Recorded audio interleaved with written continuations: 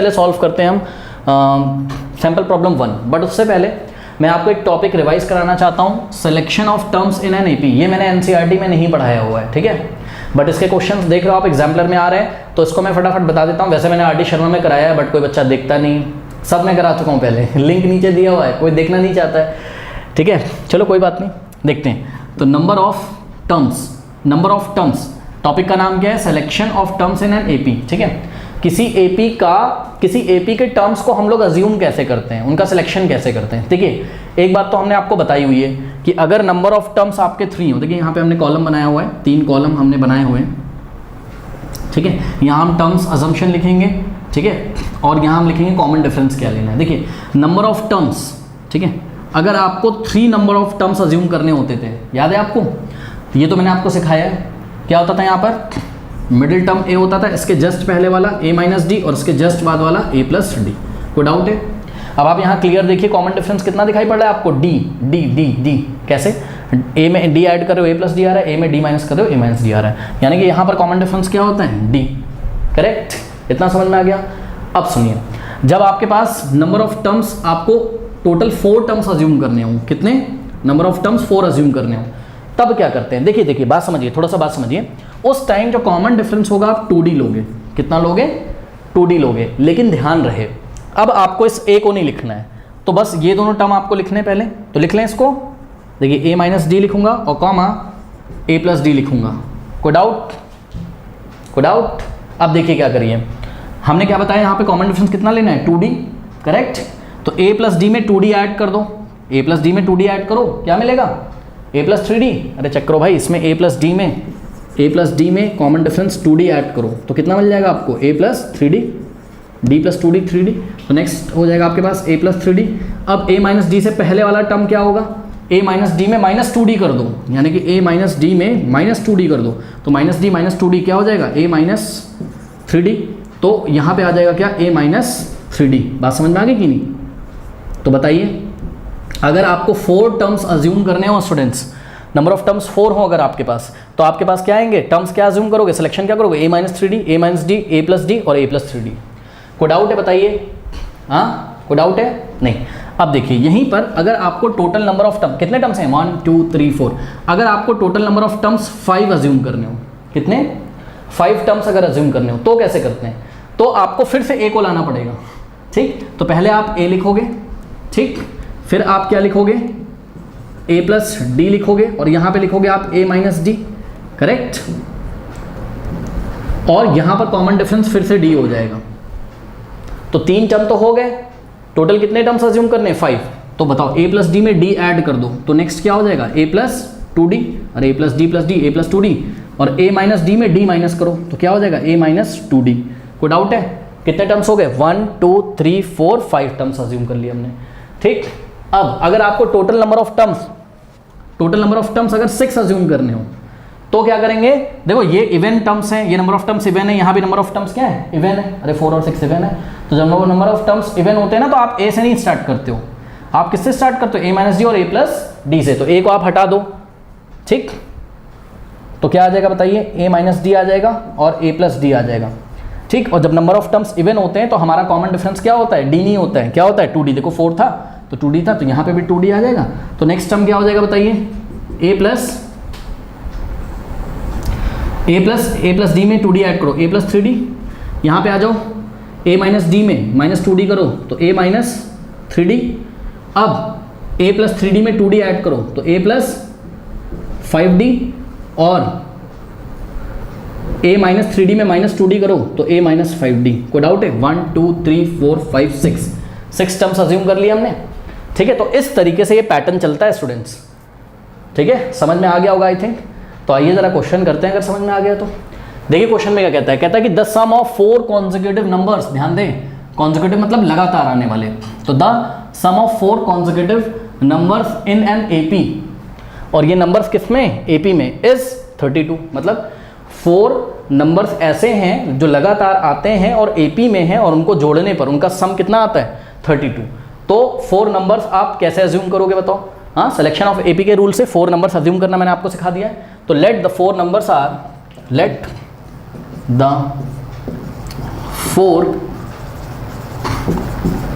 Numbers are, हाँ भाई क्या क्या हो जाएंगे, ध्यान से चेक करिए, a माइनस डी। देखो अगर एग्जाम में भूल जाओगे, इसमें भूलने वाली कोई बात ही नहीं है। 3 अज्यूम करने आते हैं आपको कि नहीं आते हैं? आते हैं। इसमें से क्या हटा दो, a हटा दो, पहले a minus D, a plus D लिख दो, तो a minus D comma a plus D लिख दो। अब टोटल नंबर ऑफ टर्म्स कितने, 4 एक इवन नंबर है। जब इवन नंबर होता है तो कॉमन डिफरेंस क्या होता है, 2d, बताया मैंने। तो क्या करो, a प्लस डी में 2d ऐड कर दो, तो नेक्स्ट क्या हो जाएगा, a प्लस 3d, और a माइनस डी में माइनस 2d कर दो, तो आपको इसके जस्ट पहले वाला टर्म यहाँ मिल जाएगा, यानी कि minus 3d, a minus 3d। Okay, तो याद करने वाली कोई बात नहीं है, इसमें रूल मैंने आपको बता दिया, ठीक है। अब देखिए इन चारों नंबर का सम, ये कॉन्सेक्यूटिव नंबर्स हैं जो एपी में, इनका सम कितना आ रहा है, इनका सम आ रहा है 32। पढ़िए जरा इनका सम कितना आ रहा है, 32। ये आप नोट कर लीजिएगा, मैं हटा दूंगा अभी इसको, ठीक है।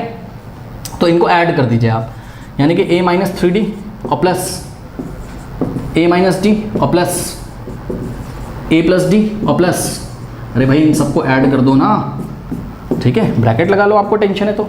First term plus second term plus third term plus fourth term, और इनका जो हम सम करते हैं तो सम कितना आता है, सम आता है 32।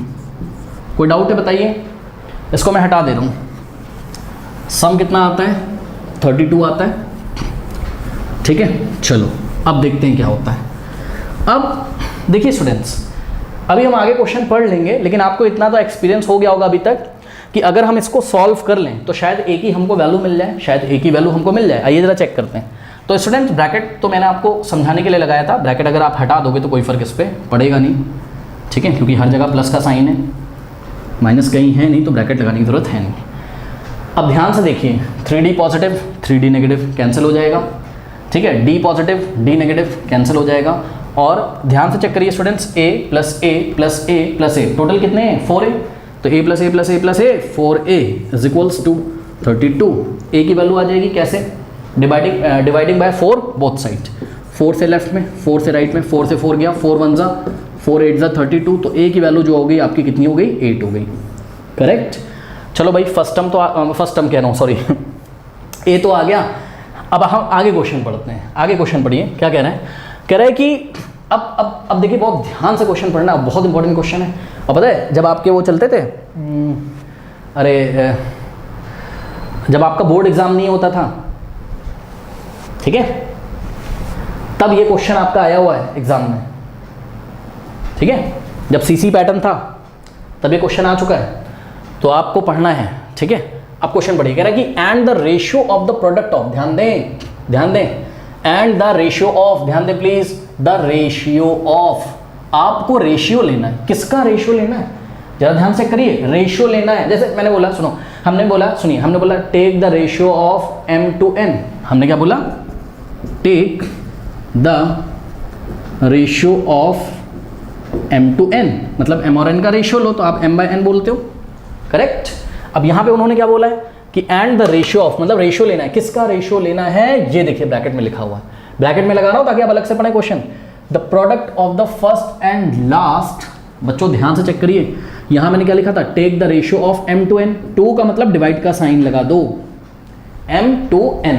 तो सुनो, यहां पे हमको रेशियो लेना है किसका, the product of the first and last term, 2 का मतलब डिवाइड लगा दो, ध्यान से सुनो, 2 का मतलब डिवाइड लगाओ, और 2 के पहले जो कुछ लिखा है उसको ऊपर लिखो, और 2 के बाद जो लिखा है उसको नीचे लिखो। देखो 2 के पहले m था तो m ऊपर लिखा, और 2 के बाद n है तो n हमने नीचे लिखा। बात समझ में आई? इसका मतलब है भाई m का n के साथ रेशियो लिया गया है, ठीक है। तो यहाँ पे पढ़िए आप, 2 के पहले क्या लिखा हुआ है, product of the first and last term. Students ये रहा आपका first term a minus 3d, और ये रहा आपका लास्ट टर्म, ओके। तो हमको product of first and last term लेना है, तो इन दोनों का प्रोडक्ट कर लो, क्या, a minus 3d into a plus 3d। कोई डाउट है? अब रेशियो लेना है किसका, the product of first and last term का, किसके साथ, 2 का मतलब ऐसा 2। अब आगे पढ़ो, the product of the 2 middle terms, तो इसका प्रोडक्ट करके इसका रेशियो लेना है, इसके प्रोडक्ट के साथ, मिडिल टर्म यही तो है आपके दोनों, ठीक। तो नीचे हम क्या करेंगे, नीचे हम करेंगे a minus D into a plus D, और ये रेशियो आता कितना है, इस 7:15, यानी कि आता है 7/7 का मतलब 7/15। कोई डाउट है बताइए? हाँ, अब पढ़िए जरा क्वेश्चन, नहीं समझ में आ रहा है, पढ़िए जरा, क्या कह रहे हैं? कह रहा है कि the sum of the 4 consecutive terms, 4 consecutive terms हमने एपी के अज्यूम करे और उसके बाद उनका सम करके हमने 32 के इक्वल रखा तो ए की वैल्यू मिल गई। इसको छोड़ो, आगे पढ़ो। एंड द रेशियो ऑफ, किसका रेशियो लेना है? The product of the first and last term का रेशियो लेना है, किसके साथ? The product of the 2 middle term के साथ, और वो रेशियो आता कितना है? 7:15। ओके, तो the product of the first and last term to the product of the 2 middle term is 7/15। कोई डाउट है बताइए? क्वेश्चन पढ़ना आया है ना? तो क्वेश्चन बड़ा ध्यान से आप पढ़िएगा। तो ये आ गया। अब आप क्लियरली देख सकते हो, इसका सॉल्यूशन आप कर सकते हो आराम से। तो सॉल्यूशन हम किस तरीके से करेंगे? देखिए, a-3d और a+3d फॉर्मूला कौन सा लग जाएगा बताइए? चेक करो, ये a - b into a+b type का है, a² - b²। तो a की जगह क्या आ जाएगा? a² माइनस b की जगह क्या आ जाएगा? 3d। तो a² - 3d² और divided by a - d into a+d। Check करो, a - b इंटू a+b का फॉर्मूला a² - b² और b की जगह आपके पास क्या आ रहा है? d। तो ऐसा हो गया, is equals to 7/15।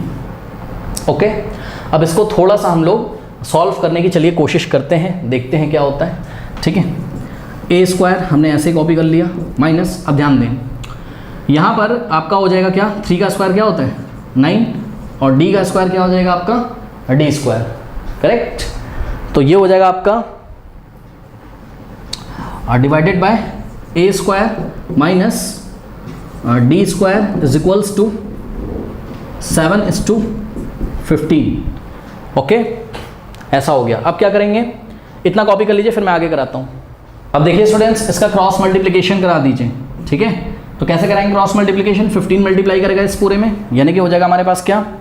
15 into a² minus 9 d² is equals to, देखो 15 को इससे मल्टीप्लाई करो, फिर इक्वल टू लगाओ और 7 को इस पूरे ब्रैकेट से करो, यानी कि is equals to 7 into a² minus d²। Solve करते हैं। देखिए अभी a की वैल्यू ना रखिए, a कितना आया है? 8 आ गया ना आपका। अभी a की वैल्यू नहीं रखो आप, ठीक है? a की वैल्यू रखोगे तो वो कंफ्यूज करेगा, फिर आपको आप बड़ा हो जाएगा कैलकुलेशन, कोई फायदा नहीं। 15 into a², 15a², correct, minus अब 15 इंटू 9 कितना होता है? 135 और d² is equal to 7 into a कितना हो जाएगा? 7a² plus minus minus 7 into d² 7d²।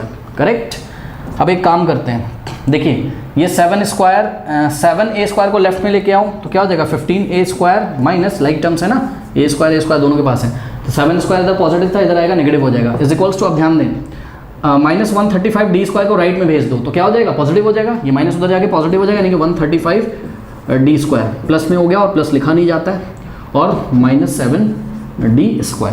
Correct, अब यहाँ पे ध्यान दीजिए, 15a² minus 7a², like terms हैं, तो 15 माइनस 7 कितना हो जाएगा? 8 और साथ में a²। ठीक है, इज इक्वल्स टू 135 माइनस 7 कितना हो जाएगा? 128, तो 128 और साथ में d²। करेक्ट, कोई डाउट है बताइए? अरे लाइक टर्म्स है ना, तो 135 माइनस 7 128 और दोनों के पास d², तो d² लिख देंगे, क्योंकि आप अगर यहाँ से d² कॉमन ले लें इस ब्रैकेट से तो 135 माइनस 7 ही तो बचेगा अंदर, यानी कि 128 बचेगा और d² बाहर, तो 128 d²। इसी तरीके से यहाँ से अगर आप a² कॉमन ले लें तो 15 माइनस 7 8 होता है, 8 इंटू a²। ओके, अब क्या करना है? देखिए स्टूडेंट्स, अब आपको d की वैल्यू निकालनी है, क्योंकि जब तक आपको d नहीं मिलेगा तब तक आपको ये टर्म्स जो आपने अज्यूम किए हैं 4 टर्म्स नहीं पता चलेंगे। तो एक काम करते हैं, क्या डिवाइडिंग बाय 128 बोथ साइड, तो एक्चुअल में इसको थोड़ा सा सुधार के लिख लेते हैं कि 128 d² is equals to 8a²। अरे भाई 8a² अगर इसके इक्वल है तो ये भी तो इसके इक्वल होगा, राइट को लेफ्ट में, लेफ्ट को राइट में लिख दिया। Now dividing by 8 both side, sorry dividing by 128 both side, तो 128 से लेफ्ट में और 128 से राइट में डिवाइड लगा, 128 कैंसिल, और यहाँ से आ गया d² is equals to 8 into, हाँ भाई a का square, a² means what? a कितना था? 8 फाइंड किया था, a का स्क्वायर मतलब 8 का स्क्वायर, ओके, अपॉन 128, यानी कि 8 इंटू 8 का स्क्वायर क्या होता है? 64 होता है, जिसको हम 8 इंटू 8 भी लिख सकते हैं, 8 का स्क्वायर मतलब 8 इंटू 8 अपॉन 128। करेक्ट, सॉल्व करते हैं इसको, तो कैसे सॉल्व करें देखते हैं।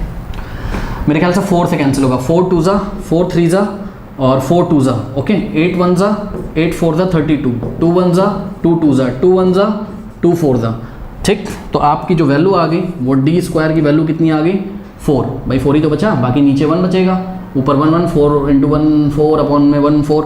अब ध्यान दें, क्वाड्रेटिक इक्वेशन पढ़ के आए हैं आप, जब हम यहाँ से स्क्वायर हटाएंगे तो 4 के ऊपर हम क्या लगाएंगे रूट, और आगे प्लस माइनस भी लगाएंगे, ठीक है। तो d इज इक्वल्स टू क्या आ जाएगा plus minus square root of 4 कितना होता है 2, यानी कि d की दो वैल्यूज पॉसिबल हैं स्टूडेंट्स, क्या क्या, d is equals two plus 2 भी हो सकता है और -2 भी हो सकता है, ठीक है। तो देखिए जरा, हटा दे रहा हूं मैं यहाँ से। अब आपको जो 4 नंबर्स थे वो निकालने, तो केस 1 केस 2 करके आप d की दोनों वैल्यूज ले सकते हैं। तो case 1 if d is equals to +2, correct, और a तो बस a की तो एक ही वैल्यू आई थी 8, तो a तो 8 होगा, और d कितना होगा आपका 2 लिया आपने, तो ध्यान से चेक करिए नंबर क्या आ जाएगा, a - 3d कितना हो जाएगा, a कितना है आपका 8 और -3 इंटू d कितना है 2, तो 3 2 6, तो आ गया आपके पास 2। फिर a - d कितना हो जाएगा, a आया है 8 और d आया है आपका 2, 8 - 2 कितना होता है 6, और नेक्स्ट है a + d, next number a + d, तो a 8 है और d 2 है, 8 + 2 10, उसके बाद a + 3d, यानी कि a कितना है 8 और प्लस 3 इंटू d कितना है 2, 3 2 6, 8 + 6 कितना होता है 14। तो जो नंबर है, जो नंबर्स आपने अज्यूम, मतलब जो रिक्वायर्ड नंबर है वो क्या है, ये देखिए, रिक्वायर्ड नंबर्स आर 2 6 10 एंड 14, ये हैं रिक्वायर्ड नंबर्स, ठीक है। कोई डाउट है बताइए, अगर आप इनको ऐड करोगे तो कितना आएगा 32, और अगर आप ध्यान से चेक करिए स्टूडेंट्स, अगर आप फर्स्ट टर्म और लास्ट टर्म का अगर प्रोडक्ट ले लो, यानी कि 2 × 14 और इसका रेशियो ले लो किसके साथ, मिडिल 2 टर्म्स के प्रोडक्ट के साथ, तो आंसर आपका 7/15 ही तो आता है, चेक कर लीजिए। एक सेकेंड, हाँ 6 × 10 है ना मिडिल टर्म्स, ठीक है। तो आपका रेशियो क्या आ जाएगा 7/15, कैंसिल कर लो, देखो चेक कर लो, 2 1 जा और 2 3 जा, फिर 2 7 जा और 2 5 जा, 5 3 जा 15, ऊपर 7, बात समझ नहीं, तो बिल्कुल सही आंसर है हमारा, ठीक। आप ऐसे ही इसको छोड़ सकते हो, फिर भी अगर आप d की दूसरी वैल्यू लेना चाहो, if d is equals to -2, तो क्या होगा, क्योंकि d की दो वैल्यूज आई थी, ठीक है ना। तो देखिए जरा क्या होगा, तो केस 2 हम लेते हैं कि if d is equals to -2, तो भाई a तो 8 ही है ना, a की तो एक ही वैल्यू आई थी, है ना, a की वैल्यू 8 रखने से तो d की दो वैल्यू आई थी, तो a तो 8 रहेगा बट d -2 हो जाएगा। तो इस टाइम क्या होगा, ध्यान से चेक करिए कि a - 3d कितना हो जाएगा आपका, a - 3d, अभी देखिएगा ये ऑर्डर रिवर्स हो जाएगा बस सारा, और कुछ नहीं होगा। a कितना है 8 और 3 इंटू d कितना है -2, तो कितना आ जाएगा 8 और माइनस प्लस 8 + 6 14, करेक्ट। फिर आप निकालोगे क्या a - d, नेक्स्ट नंबर है a कितना है 8 - d कितना है -2, तो आ जाएगा 10, ओके। अब देखिए 14 10, नेक्स्ट आ जाएगा 6, फिर 2, नेक्स्ट आ जाएगा 6, फिर आ जाएगा 2, आप खुद कर लीजिएगा। अब एक बार बताइए, अब नंबर्स आ गए 14 10 6 और 2, ओके। तो एक बार बताइए, उन्होंने हमसे 4 नंबर्स पूछे थे ना बस, कि 4 नंबर्स बताओ जिनका सम 32 होता है, और जिसमें फर्स्ट टर्म और लास्ट टर्म का अगर हम प्रोडक्ट लें और उसका हम रेशियो लें किसके साथ, मिडिल 2 टर्म्स के प्रोडक्ट के साथ, तो वो 7/15 आता है। आंसर तो यहाँ से भी सेटिस्फाई हो रहा है, चेक कर लीजिए, ठीक है। तो आप चाहे आंसर ये वाले दीजिए, आप चाहे आंसर, भाई मैंने कहा मुझे 4 नंबर बता दो, आप चाहे चारों नंबर ऐसे करके बता दो, और चाहे ऐसे, है तो वही नंबर ना, चेंज थोड़ी ना हो जाएंगे, ठीक है। तो आप केस 1 से ही आंसर निकाल के दे सकते हो, बस दूसरा आपको निकालने की ज़रूरत नहीं है, ओके, कर लीजिए।